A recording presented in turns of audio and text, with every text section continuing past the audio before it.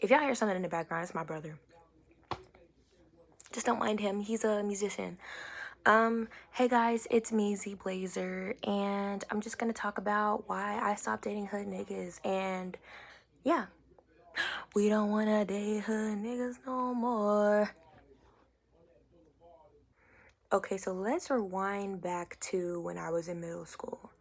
So, I don't really remember elementary school like that, but my sixth grade year of middle school, I went to this art school. It was a great experience. Um, it was just a school full of theater kids and dancers, and I loved every moment of it because I am a creative person. I love to sing, I love to dance, I love to draw, I love to create. So I was like forming, as anyone does in school or any type of controlled environment. You make friends, you create connections with people, and you build like your little community. So abruptly, my family and I had to move because my parents were renting out my childhood home, and the owners were like trying to sell the house, so then we had to move quickly. So we ended up moving to this completely new environment, and I'm over here like upset and annoyed because I'm having to leave my friends behind, this amazing, this like whole new world of everything that I stand for behind. So we get into this new environment, and oh, let me keep in mind, I would classify myself as middle class. My family is middle class. My dad works in technology. My mom she gets money. And we have never had to struggle for anything. Like, I had never experienced my lights being cut off, bills being late, water being cut off, anything like that. Like, I'm suburban. I am a suburban black woman. And proudly now proudly, but back then I was ashamed of my heritage, but we'll talk about it. So we move into this new environment, and I'd say within our neighborhood, it is suburban, but directly outside of it, it is really ghetto. And the new school year is rolling around, so I'll be attending seventh grade this upcoming school year. During this time, it was a really hard time for my family and I because my grandmother she had a stroke, and she was in the hospital. So my mom's mom. So my mom had to spend a lot of time in Virginia taking care of my grandmother. Oh,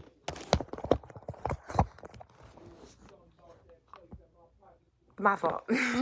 Oh, hold on one second. I don't know where I left off at, but I think I was explaining my grandmother. But yeah, my grandma had a stroke, and it was very, very difficult because my mom spent a lot of time in Virginia. So it was really just like she would come home sometimes, but she would really spend time taking care of her mom because that's her mom. So the new school year is rolling around, and the first day of school is approaching. So I'm getting ready for the first day of school. You know me, I got the flyers. Let me tell y'all why my name is Z Blazer. My name is Z Blazer because in middle school, that's all I used to wear. And I still rock a blazer every now and then because that's always been my style. I love a blazer. I love me a preppy fit, but like with some grills or with some cornrows, make it black, like preppy, but make it black. So I'm picking out my fly suit from Banana Republic. I got me a blazer. I got me these cool, like, I don't know, like, what are non-jeans? Trousers? Oh, sorry. But I got these, like, trouser type things, and I have this, like, white cream blouse looking very cute. What? Don't ever. I'm gonna try to find the picture. I'm gonna put it, like, right there. It was a jean jacket, but you still get it. But I was so cute, and I'm like, oh yeah, I'm really finna eat these girls up when I get to this school. So normally, like, kids have orientation, but I wasn't able to. Oh, why didn't mention this? For the first day of my seventh grade, I drove in to the first day of school from Virginia into the first day of school because my family and I were in Virginia helping take care of my grandmother. So like I remember that day I was so sleep deprived because I was like, dang, like what am I feel like I'm missing some details. But that's neither here nor there. My mom had stayed in Virginia, so I'm frustrated. I'm like, dang, normally on the first day of school, my mom drives me to school, takes a little cute video of me, like, oh, my baby's first day of school, and she's going to a new school, but she wasn't there. So I'm already irritated. I'm frustrated because I'm sleep deprived, and I'm just like, you know what? Let me try to chill out and just go to this school. So I get there, and, you know, I guess the first period had already started, so I like I'm new. So I guess like a teacher was helping me out or whatever. It's almost as if I was a freak of nature coming into that environment. It's like it was like a pack of wolves. Like it was just like a pack of wolves. So I did not know my school was known to be a ghetto or ratchet school until later, like after the fact. Until after the fact. So I remember going into school and I walked through the hallway and it's like the whole seventh grade is like in the hallway lined up to go to classes because it's the first day. And I'm like smiling at people being nice because that's the culture I was used to going to in art school. Then people was me mugging me, they was looking at me, they was like, what she got on? Ah, judgmental children that are insecure talking about, and like not even insecure, people just seeing something that's outside of the norm of what that environment was. They was just like, what the heck did this girl got on? She looks crazy. Like, where's your Jordans? Where's your skinny jeans? Like, girl, what you got on? And so, I'm hearing all this negative feedback. And as I'm hearing this, I'm like, I'm beginning to feel like self-conscious. I'm like, oh, is something wrong with my outfit? Like, is there a stain on it? And I remember that this girl was like, what the F does she have on?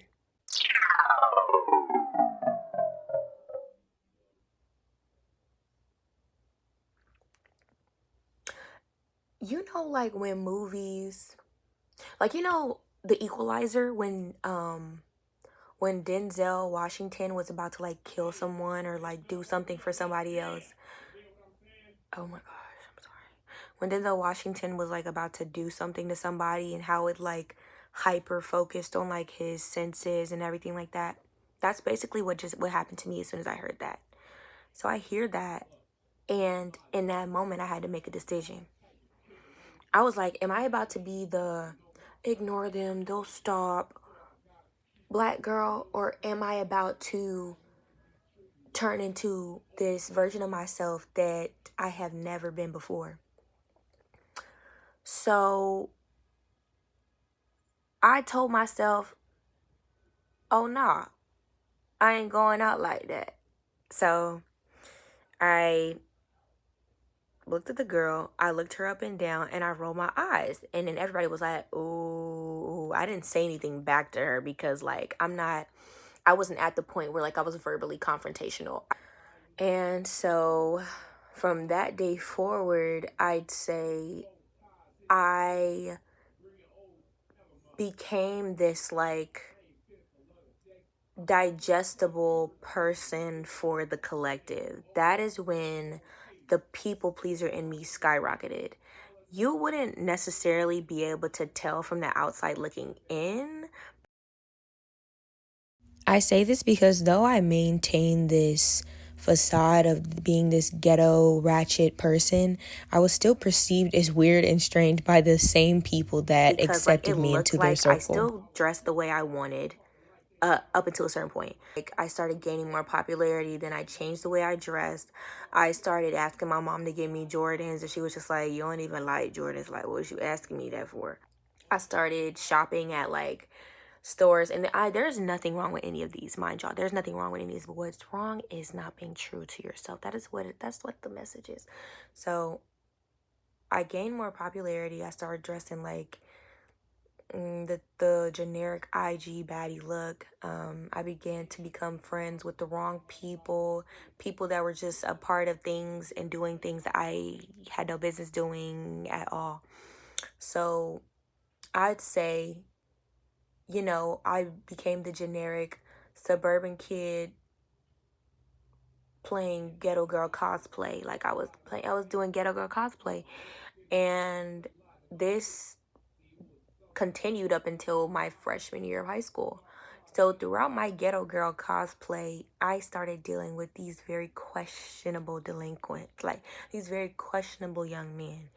And it wasn't until I got to high school my freshman year that I was dealing with this one boy in particular. We're going to name him Bob. So, Bob and I started talking, and I I really want like to study the suburban girl and hood nigga relationship archetype and what entices the two for each other. Like, what goes through the mind of a person that are like completely opposite in lifestyles that makes them want to be like, I want that, I need that. Like in particular, like suburban kids and hood people, like they just like what is the is it I think genuinely in that case opposites attract, but like it's always karmic. And not gonna lie, I have never seen it go well. But I'm gonna speak about me. I ain't gonna speak on it. I'm gonna speak about me. So Bob and I start talking. At this time, I was very how do I say vulgar within my language. So I would be saying very disgusting, unladylike things to this man. Very just things that I shouldn't have said to him that gave him this impression that I was this fast, hot in the pants, ghetto girl who was down for whatever, right? So one day I tell my mom I'm going to my friend's house, but in reality, I was getting Bob to pick me up. So Bob picks me up with a few of Bob's friends, and we start going for a ride, right? So we end up getting to like what I now know as a smoke shop, and I'm just like, oh, I don't know what's going on here, but it looks interesting. Then Bob was like, I need you to do something for me. And I was like, what you want me to do? Like, I'm ready for whatever. Like, I'm ready to prove myself. I'm ready to prove myself as this hard girl. I'm ready to prove myself. So I was like, what? I was like, what do you want me to do? And he was just like, I need you to hold this for me. And I was like, hold what? So this man pulls out a pack of like pre-rolls in these little packets. And I was just like, wait, why do you want me to hold these for you? Like, why do you want me to do that? I don't feel comfortable doing that. And he was like, you'll do anything for me, right? And I was like, yeah, I guess so, but why do you want me to hold them? He was like, because I just needed to do it right quick. So we got school the next day. I go to school. I go to the cafeteria because in the beginning of the day, before the bell rings, everybody has to sit in the cafeteria, right?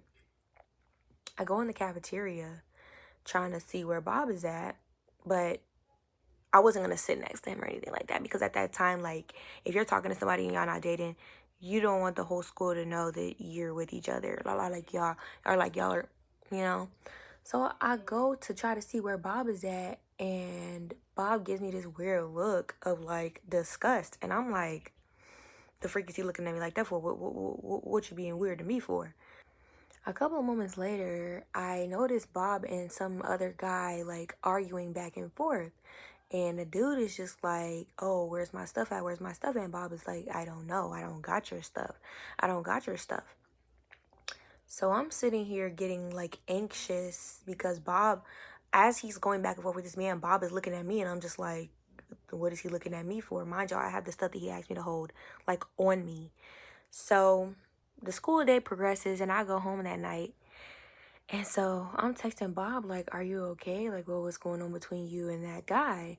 And he was just like, oh, that was nothing. I just played that man and robbed him up out his stuff. And I was just like, Rob? What do you mean, Rob? I don't do that. I don't steal. I don't rob. So what are you talking about? And he's just like, oh, yeah, remember the stuff I asked you to hold? Like, I needed to give him that, but I acted like I didn't have it. So I got his money up off of him. without giving him what he asked for. And I was like, yeah, no. This ain't gonna work for me. I can't do this anymore. I'm done. After years and years of dealing with delinquent, I was like, yeah, this is where we draw the line. Because all I can imagine in my mind is that man coming back for his stuff, because he looked really mad.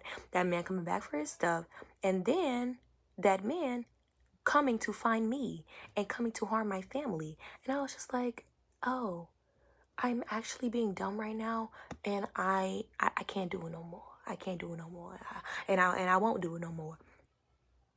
I was just like, yeah, the act is done. The act is up. I am really not like this. I am really not built for this, and it's not happening. And then the thing about hood niggas is they're never gonna marry you. He was like, oh, I'm gonna make you my wife. I'm gonna make you my baby mama. Like, and I was just like, okay, but I'm like, in my mind, baby mama. I don't know nothing about that life. I didn't grow up seeing that as something that was an option. It's either marriage or nothing. They're never going to marry you. They are most likely not going to be faithful because come to find out, Bob was cheating on me. But I wouldn't say he was cheating on me because we weren't together. So it wasn't really cheating, but he was cheating. And I just feel like I should have stayed in my lane because I could have got hurt. Because Bob is in jail now. Bob is in jail. He is in jail. I saw his face, like, I don't know if y'all have those pages in, like, your city for people, or, like, those public prison pages on Twitter or whatever for your city. Ooh, that boy face clear. I was like, oh. I am glad the Lord stopped me before it could have got too deep, before I could have gotten hurt. And yeah, lesson learned, be true to yourself. Stop dating hood niggas to try to prove that you're hard, or prove that you're prove a level of blackness that doesn't need to be proven in that way. Or to just, because you want to be with you have a misconception of what it means to be a man, and you think that somebody that's participating in illegal activity or like putting your life in jeopardy means that they're like a man. Because that's another thing, they're gonna put your life in jeopardy. Not all of them. I'm not saying that, like, this is not a general like consensus for like all hood niggas. I'm just talking about me and my experiences. My life was put in jeopardy. I could have been anywhere. I could have been dead and gone. But I'm here now, and I'm grateful that I'm able to share my story with you guys, because it was a hot mess. It was fun, not gonna lie. It was fun at the time, but like, there was no future in that. It was no future. But yeah, never dating hood niggas again.